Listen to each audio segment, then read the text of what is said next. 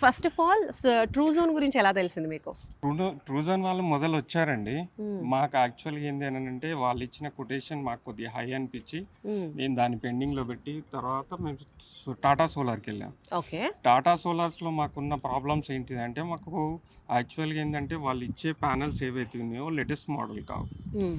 So, వాళ్ళు మేము అడిగింది ఇవ్వట్లేదు. వాళ్ళు మాత్రం హ్మ్. వాళ్ళకి నచ్చినయి వాళ్ళ టాటా ఏదైతే అప్రూవ్ ఉందో అదే ఇచ్చారు.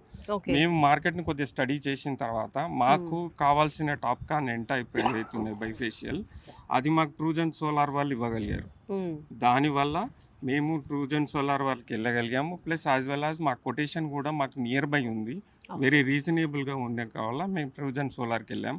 Okay. And as well as వాళ్ళ సర్వీస్ ఏదైతే ఉందో హ్మ్. చాలా ఇదిగా ఉంది. ఆఫ్టర్ సేల్ సర్వీస్ కానీ, బిఫోర్ గానీ, మానిటరింగ్ గానీ, వాళ్ళ హ్మ్. టీమ్ గానీ హై సర్వీస్ ఉంది. వేరే కంపారిటివ్ మిగతా వాళ్ళందరిది ఎలా ఉంది అనంటే hmm. Just they are the vendors only. Okay. Servicing అంతా మిగతా వాళ్ళకిచ్చింది. వీళ్ళైతే వీళ్ళదేందంటే హ్మ్. సేల్స్ అండ్ సర్వీస్ టైప్‌లో ఉంది వీళ్ళది టోటల్‌గా వీళ్ళే. టోటల్‌గా. అందుకే మేము ట్రూజన్ సోలార్ వాళ్ళకెళ్ళగలిగాం. ఇది ఇన్‌స్టాలేషన్ మొత్తం చేయడానికి ఎన్ని డేస్ తీసుకున్నారండి వీళ్ళు టైము? వీళ్ళు మోస్ట్‌లీ అయితే 45-60 డేస్ అయింది. మిగతా మాకేందంటే కొద్దిగా మీటర్స్ రావడం లేట్ అవ్వడం వల్ల హ్మ్. ఆన్ కావడం ఇంకొక 15 డేస్, 20 డేస్ లేట్ అయింది తప్ప హ్మ్. వాళ్ళది డిలే మాత్రం ఏమీ లేదు.